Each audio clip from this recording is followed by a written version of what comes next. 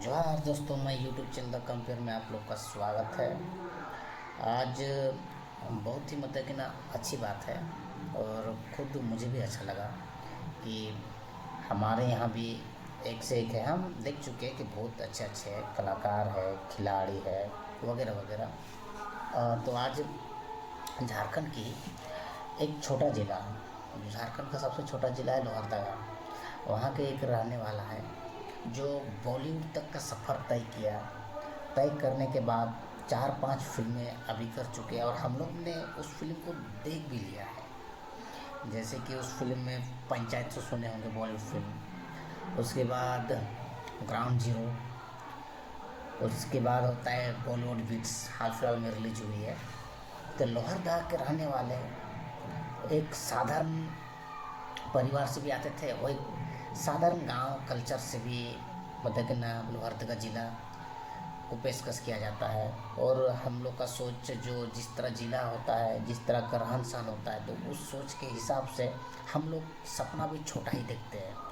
तो आपको सपना जहाँ से हो, छोटा हो या बड़ा हो, जैसा भी हो, जैसा भी स्थिति में हो, लेकिन सपना तुम्हारा जो है बड़ा हो या छोटा हो, लेकिन पूरा करना सबका फर्ज होता है। तो ये जो बंदा है, ये तो ऊपर वाला का बंदा है कि इसने अपना सपना को पूरा किया, वो भी छोटा जिला लोहरदगा झारखंड से।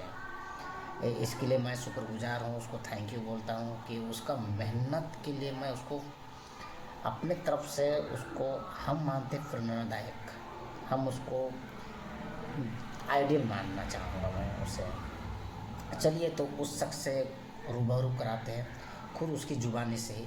तो चलिए उसकी ज़ुबानी और उसका वीडियो देखिए, ठीक है? वो कौन है और क्या है वो, ठीक है? चलिए आगे बढ़ते हैं। मेरा नाम सत्य प्रकाश है, मैं एक एक्टर हूँ और आपने मुझे पंचायत, हॉस्टल डेज और एक फिल्म थी ग्राउंड ज़ीरो और अभी रिसेंट रिलीज़ जो है द बैट्स ऑफ बॉलीवुड उस पर देखा होगा।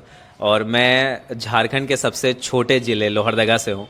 मुझे पाकिस्तान से भी मैसेजेस आए हैं कि आपका वो कैरेक्टर हमें बहुत पसंद आता है, जो कहते हैं कि एक एक्टिंग का कीड़ा होता है जो एक बार काट जाए तो वो फिर जाता नहीं है। शाहरुख खान वो शख्सियत और वो सितारा बॉलीवुड का, जिनसे भारत में 140 करोड़ की आबादी है। ये बहुत बहुत बधाई कि आपने जो है झारखंड और लोहरदगा का नाम रोशन किया है बॉलीवुड में।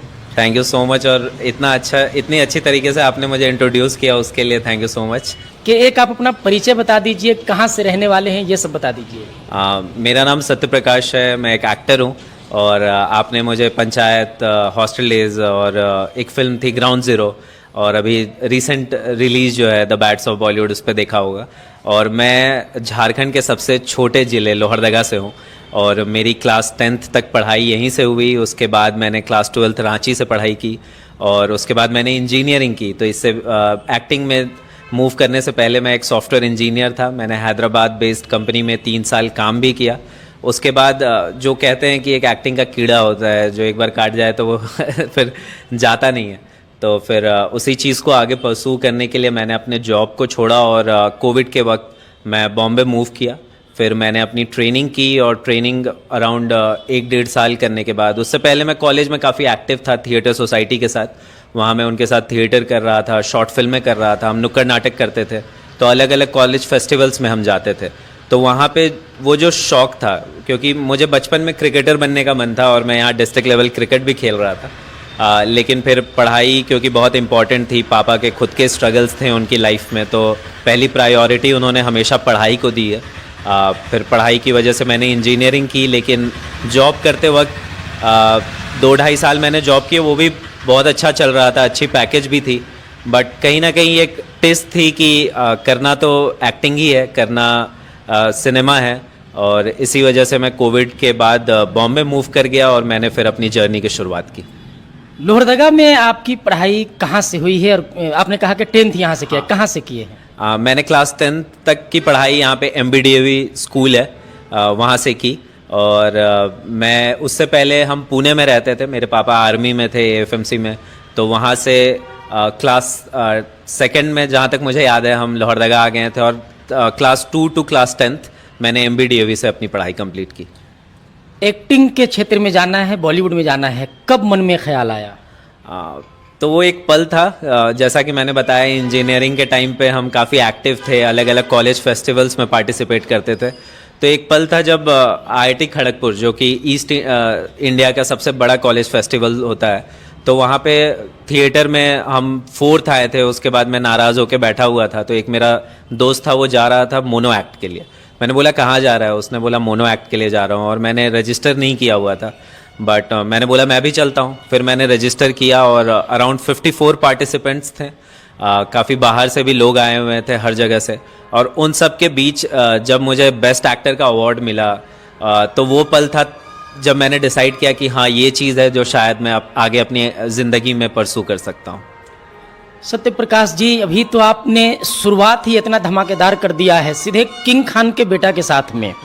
तो किंग खान के साथ में कैसे जुड़ा हुआ आपका, या उनके बेटा के साथ में? 2022 की बात है। मुझे एक ऑडिशन आया था करण माली कास्टिंग एजेंसी से। उन्होंने मुझे बताया कि एक रोल है रूड पैप का, जो पेपराजी कल्चर होता है बॉलीवुड में, तो उससे रिलेटेड एक कैरेक्टर था। और उन्होंने मुझे बोला कि इसके लिए आप ऑडिशन करना चाहेंगे। तो एक छोटा सा पार्ट था, तो पहले मैं थोड़ा स्केप्टिकल था कि करूं या नहीं करूं। लेकिन कहीं ना कहीं वो आर्यन खान की भी प्रोजेक्ट थी, और मुझे लगा कि ये उनकी पहली प्रोजेक्ट है। और किसी भी व्यक्ति की जब पहली प्रोजेक्ट होती है तो वो बहुत पैशनेटली उस पर काम करते हैं। तो मैंने सोचा एटलीस्ट मैं ऑडिशन जाके देता हूँ। तो मैंने वहाँ ऑडिशन दिया। फिर वहाँ से लौटते वक्त कुछ ऐसा हुआ जिसके बाद मैंने डिसाइड किया कि ये प्रोजेक्ट करना है। तो मैं जब उस स्टूडियो से लौट रहा था ऑडिशन के बाद, तो बहुत सारे ऑटो वालों को मैं हाथ दे रहा था, पर कोई रोक नहीं रहा था। फिर एक ऑटो वाले ने रोका। मैंने उसको बोला भैया, तब से मैं कोशिश कर रहा हूँ लेकिन कोई रोक नहीं रहा है, थैंक यू आपने रोका। बोला कि भैया मैं बड़े भाड़े के चक्कर में रहूँगा, तो क्या पता आपको मैं छोटे भाड़े में छोड़ दूँ और वहाँ से मुझे लंबा भाड़ा मिल जाए। तो ऐसा मुझे लगा जैसे भगवान ने कोई संदेश भेजा है कि मैं भी सोच रहा था यार छोटा रोल है, मैं करूँ या नहीं करूँ। लेकिन मुझे लगा नहीं, काम से काम मिलता है इस इंडस्ट्री में, तो मुझे ज़रूर करना चाहिए। फिर मैंने कास्टिंग एजेंट को फ़ोन किया। मैंने बोला कि चाहे जैसा भी पार्ट हो मैं करना चाहूँगा। और उसके बाद और एक राउंड ऑफ ऑडिशन हुआ। बहुत लोगों ने ऑडिशन किया था इसके लिए, पर फाइनली ये मेरे खाते में आने थे। और फिर ये पार्ट किया और आर्यन के प्रोजेक्ट में जुड़ा, और वहीं से फिर किंग खान से भी मिलने का मौका मिला।